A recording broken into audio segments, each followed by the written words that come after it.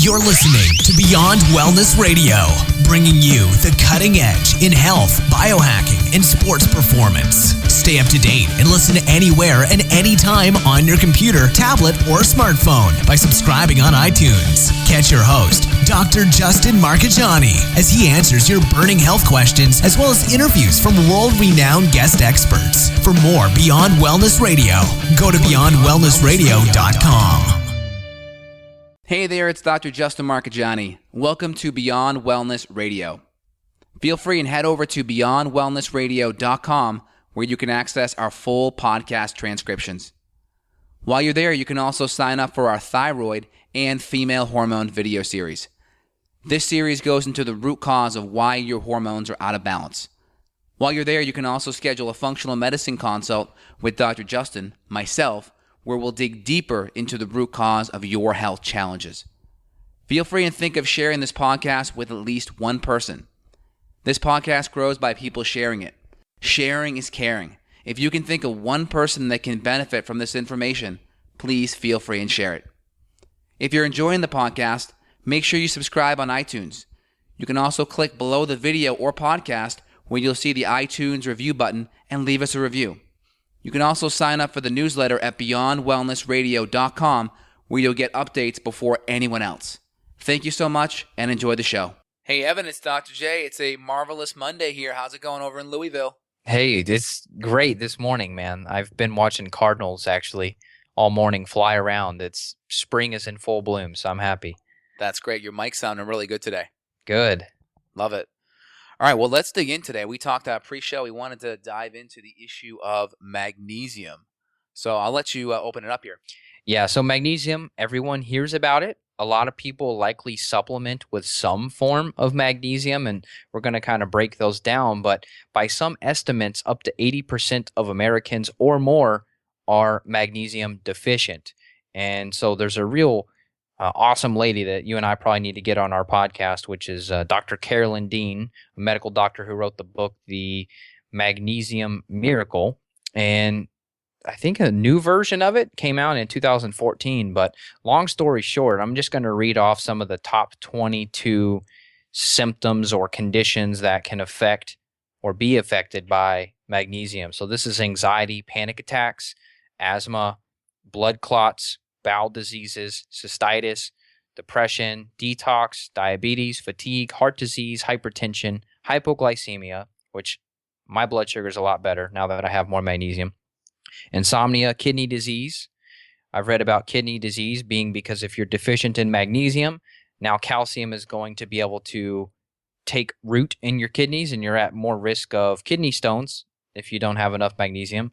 You got liver disease, migraines, fibromyalgia, cramps, back pain, nerve problems, PMS, infertility, osteoporosis, tooth decay, on and on. So, I mean, we could probably list 1,000 things here together, but the truth is, even some of the early signs of magnesium deficiency are things to look out for. So this is like the numbness, tingling, muscle cramps, personality changes, heart rhythms, sometimes heart palpitations, things like that. So when you're under excess stress, which is probably the lens that we're coming at this, and soil depletion, it's sort of a double whammy for being deficient. You're burning through your mineral stores when you are in a state of chronic stress, which I'd say 90% of our patients had some level of chronic stress that led to their issues.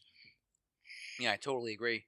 Now, a lot of people here, number one, if you're eating excess carbohydrate or excess refined sugar, what's actually going to happen is you're going to be burning through your magnesium to help metabolize your sugar. So your body has to then take that sugar and run it through glycolysis, and which basically is breaking down the sugar for energy, and then it shoots it into the Krebs cycle where your body spits out FADH and NADH, which then takes the hydrogens from that whole electron. So it takes the hydrogens from the Krebs cycle and throws them into the electron transport chain where it generates more ATP for fuel. So if we just kind of back up, right, we have glycolysis is part one where we take that sugar and break it down.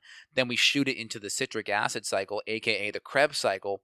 And part of what is happening there is our body has to use magnesium and breaks down and requires magnesium to help generate energy from that sugar. So the problem is if we're eating a whole bunch of refined sugar, what we're not getting in is nutrients. And magnesium's one of those nutrients that we're not getting in. So we're actually robbing Peter to pay Paul. We have to then use up more magnesium to then generate and break down energy from that glucose and or sugar that's coming in. So eating lots of refined sugar and carbohydrate, especially if it's not from a whole food organic source, is going to require more magnesium for us to use than what's actually coming in. So we start going into magnesium or nutrient debt. Yeah. So for me, I mean, a lot of my mood instability in my past and my blood sugar crashes and all of that, it's not to say that the adrenals weren't important, but getting more magnesium, which is why I talk about flotation tanks all the time and how helpful they've been. Just getting in more magnesium has been really helpful. Now, a lot of people, they're just going to go do magnesium citrate, like the Natural Calm, which you and I both enjoy. However, that's just one piece of the puzzle, and that's only one form of magnesium. So maybe do you want to talk about those together, like the different types of forms and how, like magnesium oxide, which you're going to get at Walgreens or your typical crappy supplement store, it's about a 4% absorption rate, which research is looking at. So, I mean, if you're taking 400 milligrams thinking you're doing good, you're getting just a tiny, tiny fraction of that. Absolutely. So first off, just to kind of wrap everyone's head around this situation, right? Imagine you walk into this bank. The bank's called the Magnesium Bank. Now, to make a deposit in this bank, imagine it requires $2 of deposit. Like imagine there's a $2 fee to make a deposit. So if you go into that bank and you're not depositing $3 or more, you're actually losing magnesium, right? So most people imagine we have this $2 initial fee just to make a deposit. Most people are making $0 deposits, if not $1 deposits. So every time they go into that bank, it's actually costing them more magnesium than they're actually putting in the bank. Does that make sense, Evan? Yeah, that's a great analogy. So kind of wrap your head around that. Now, you mentioned some of the different types of magnesium. So there's like magnesium oxide, which is like your conventional table chalk. So most people, we look at their supplements, we see magnesium oxide in there, and we'll say, hey, it's some expensive chalk that you're buying there.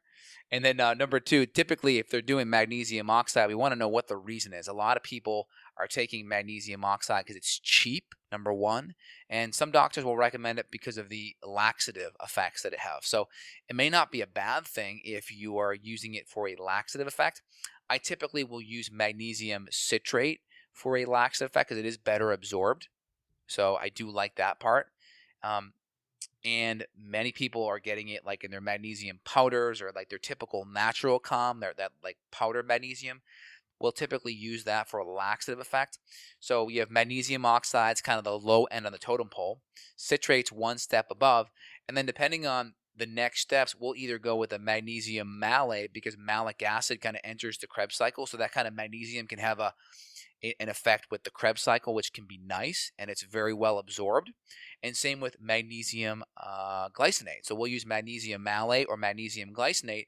The only issue is because they're bound to like either malic acid or a amino acid glycine. It's so well absorbed.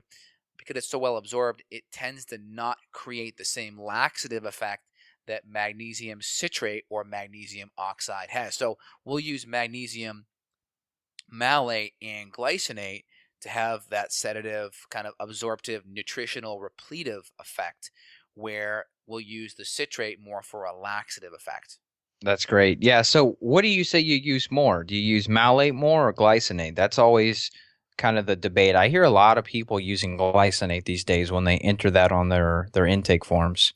Yeah, my magnesium supreme that I am using currently is a magnesium malate blend. So I'm doing that more. Both are really good. I don't think you can go wrong with a glycinate or a malate. Both are very well absorbed and they're amino acid chelated. So they're bound to an amino acid, whether it's a malic acid or a molecule of glycine. Both are going to be very well absorbed. So I think either way, you can't go wrong with those two just for helping to enhance magnesium.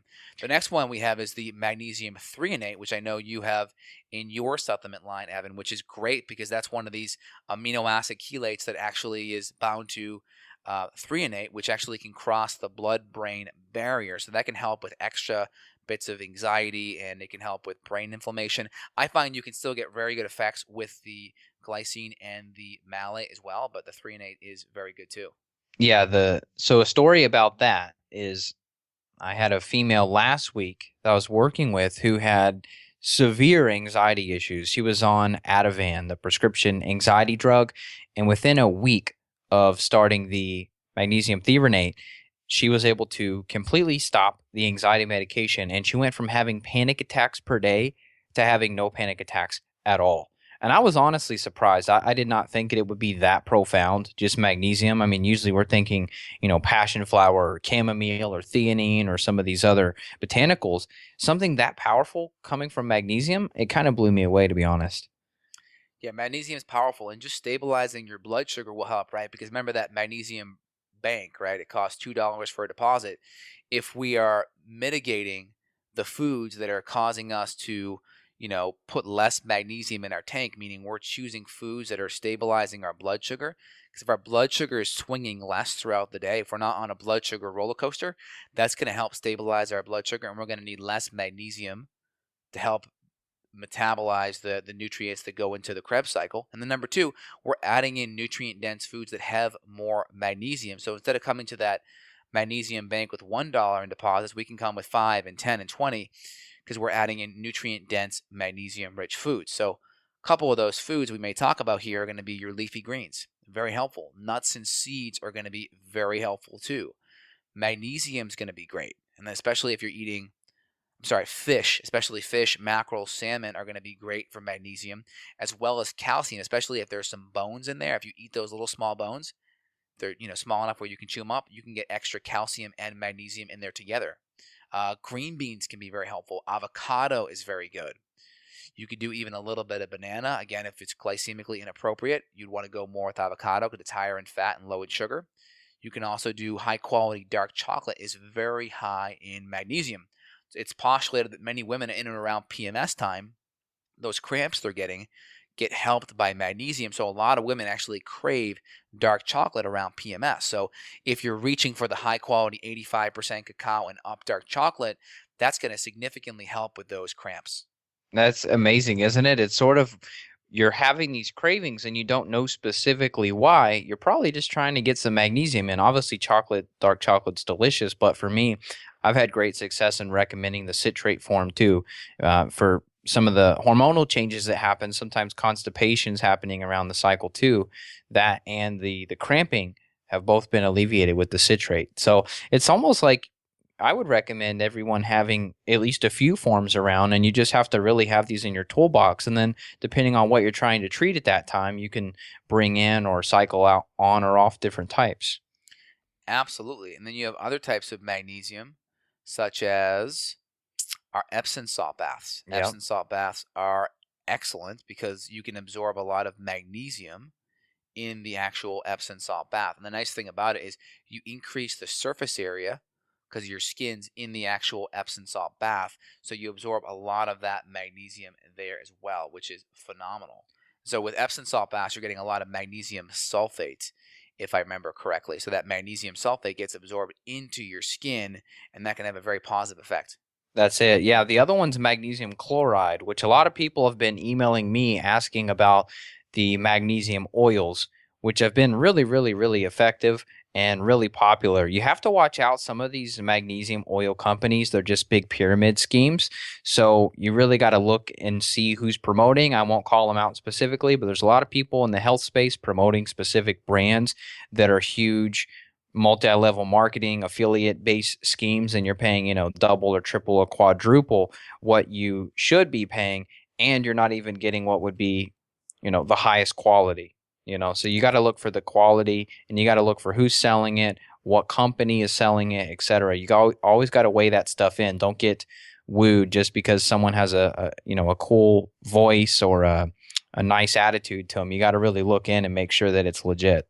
Yeah, I'm a bigger fan of just buying a product that you like, because most multi-level things, they kind of coerce you into now having to be the buyer and seller of the product. Where if you just like a product, you don't want to have to also be the seller of it too. It's easier just to consume it because you like it. I like that mindset better.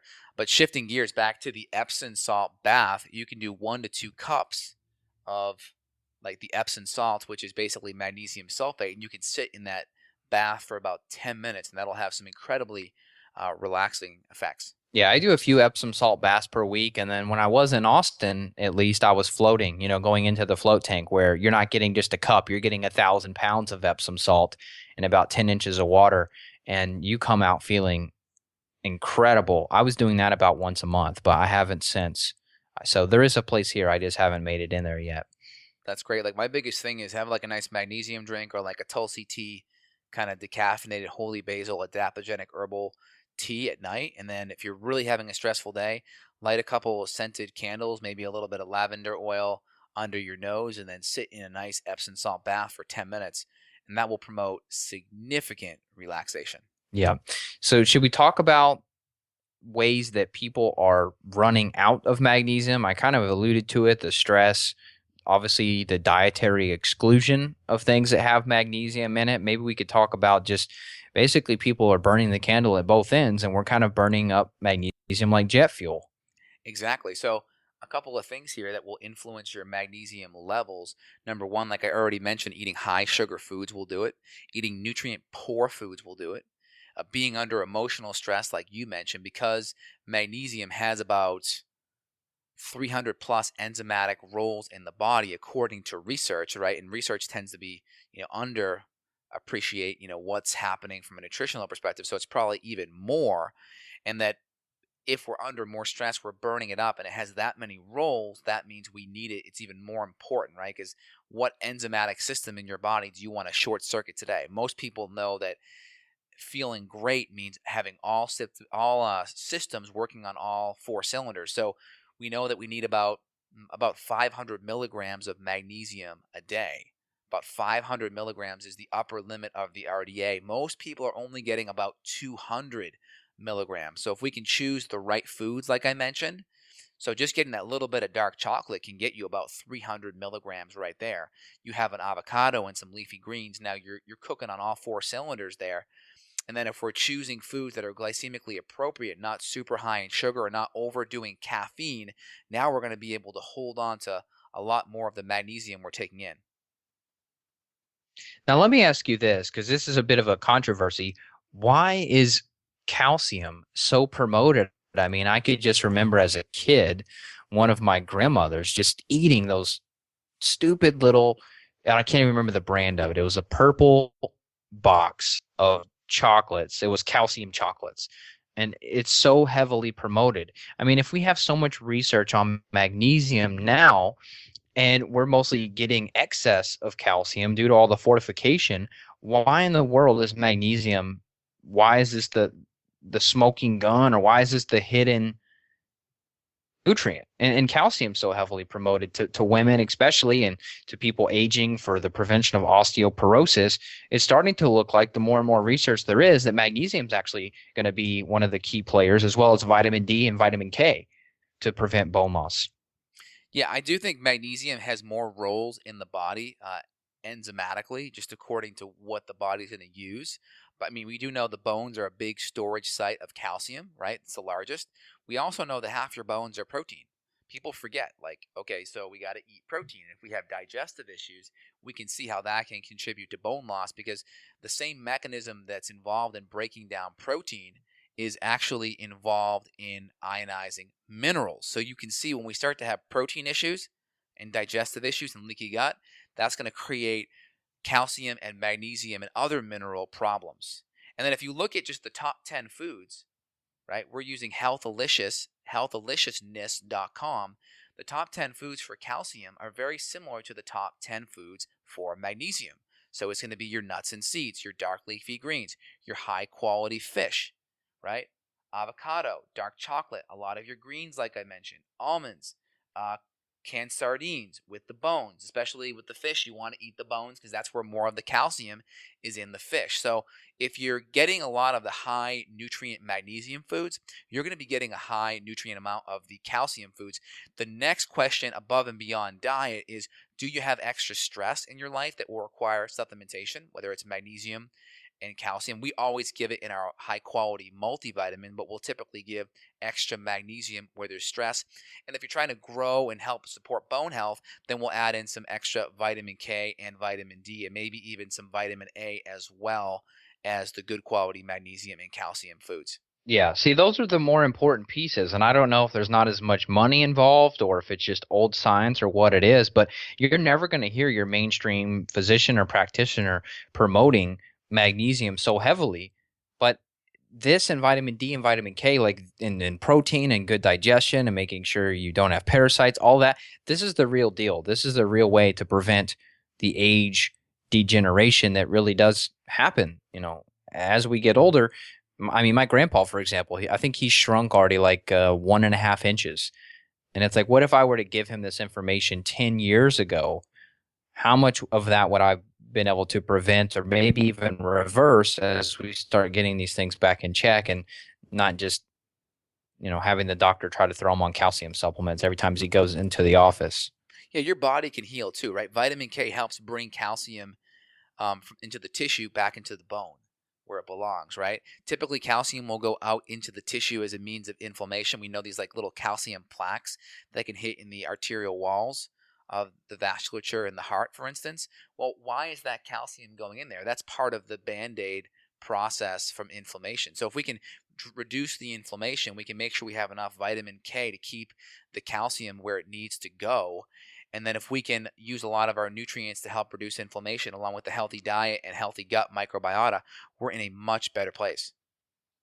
That makes sense. So mainly it sounds like, maybe this is a tangent, but the inflammation piece is really the issue here. And then if you have that addressed, you have your digestion addressed, all that, and you have the diet, some of these things are going to kind of work themselves out, and you're not going to need these conventional interventions. Exactly. And people can't forget how important antibiotics are too, right? Antibiotics can really, really screw up our gut function, and we need to have very good gut function so we can absorb a lot of our nutrients. So that's, I think, something we cannot forget about are the antibiotic effects. Yeah, amen. Yeah, I know. For instance, they talk about fluoride having negative effects on magnesium as well, because magnesium binds to fluoride to form a magnesium fluoride, and that can drain your body of magnesium, because if you're constantly taking in fluoride, you have a lot more of these fluoride molecules that your magnesium will be binding to.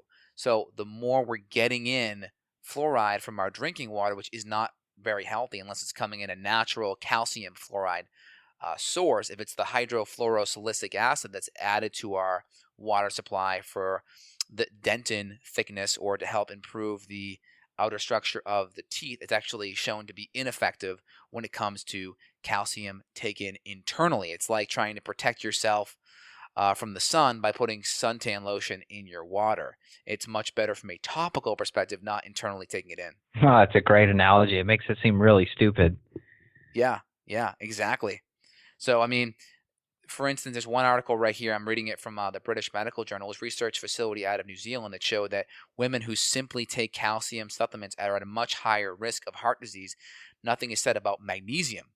People will just left up in the air. Some doctors are saying, yeah, don't take calcium anymore. Nobody's talking about magnesium as being the balance point. So I think if anyone's going to err in taking something alone, take magnesium alone.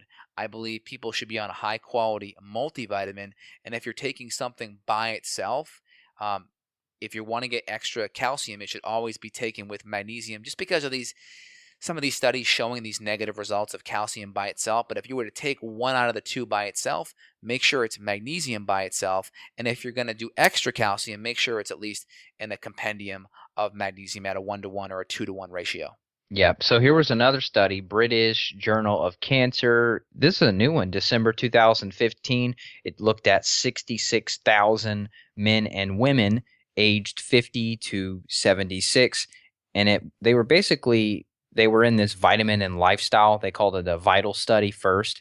And then eventually they were kind of looking at the incidence of pancreatic cancer by magnesium intake categories. Long story short, the people that had, for example, every 100 milligrams that they went up in magnesium, or no, they actually have it backwards here. So every 100 milligrams less per day of magnesium, you had a 24% increase in the incidence of pancreatic cancer.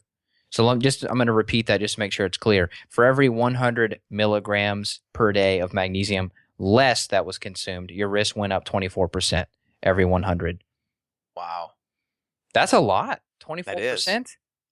That's big. Yeah. That So, is really big. so I think maybe I'm going to supplement with some right after this podcast today. Yeah, and I'm going to read one more study here. I think it's important we have a little bit of studies. We want to be more on the clinical side, but we want to kind of back up what we're talking about. But there was one study here looking at the effect of magnesium supplementation on primary insomnia in the elderly. And it was a double-blind, placebo-controlled trial. That means the patients didn't know what they were taking, and the doctors administrating the patients didn't know what they were taking. One group had the magnesium. The other group typically had a placebo that was innocuous. And what they found that supplementation of magnesium appears to improve subjective measures of insomnia, including sleep efficiency, sleep time, sleep onset, and early morning awakening. And likewise, insomnia objective measures such as concentration, as well as looking at like serum renin, which looks at kidney function, as well as looking at melatonin levels, and serum cortisol in the elderly. All these things improved while taking basically the magnesium supplementation. Did it say what form they were taking there? Let me see if I can extract that here. They just talk about it being magnesium. They did not go into any detail here. Let me see here. They talk about... they did not go into the exact kind of magnesium. Let me pull up the full article and I can break that down here. But any comments on that? I think the sleep part is so important because sleep affects your adrenals, your thyroid. It helps your immune system. There's so many benefits that happen with sleep. And we know that with poor sleep, we increase our chance of all-cause mortality and we increase blood sugar issues. We become more insulin resistant the less quality of sleep we get. Yeah, so I want to add a couple other comments back about some research on the magnesium threonate.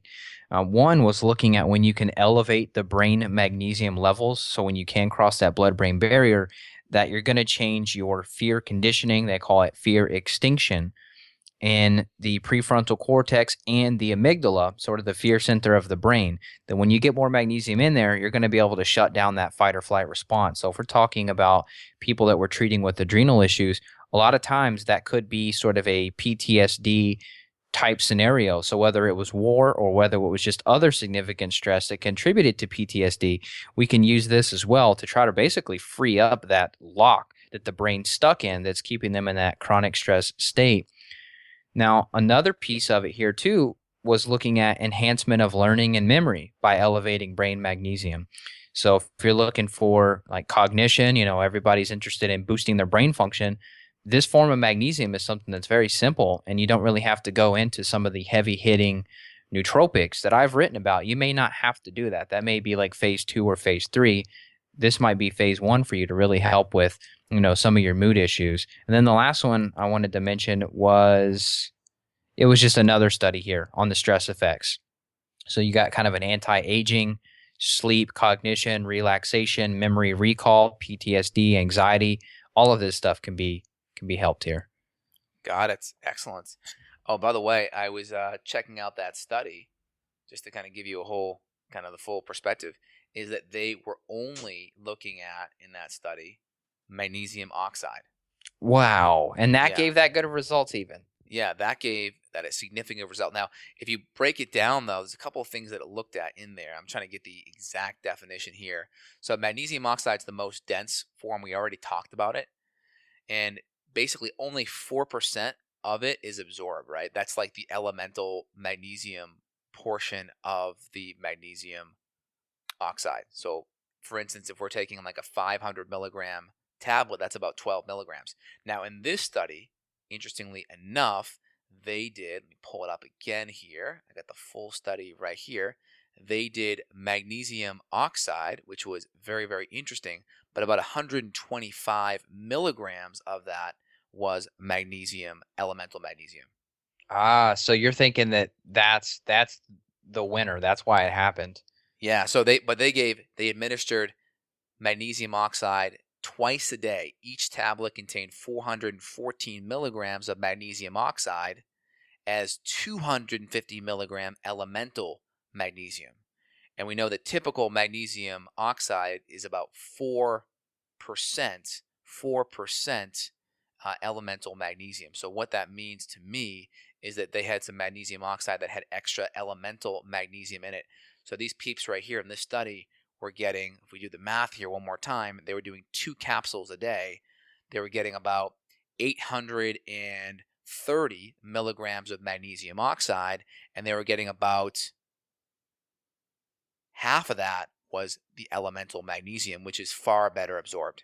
Yep. So that takes us right over where you were talking about 400 to 500 milligrams per day that you actually want to get, not 400 to 500 on the label, 400 to 500 that's going to actually do something. Exactly. Yep. Big time. And that's why we like the magnesium magnesium glycinate and the magnesium malate, because of the better absorption with it. That's awesome. So kind of looking at everything here, a couple of things I want to mention. I already highlighted it earlier, but there's a couple of medications that can actually cause magnesium deficiency.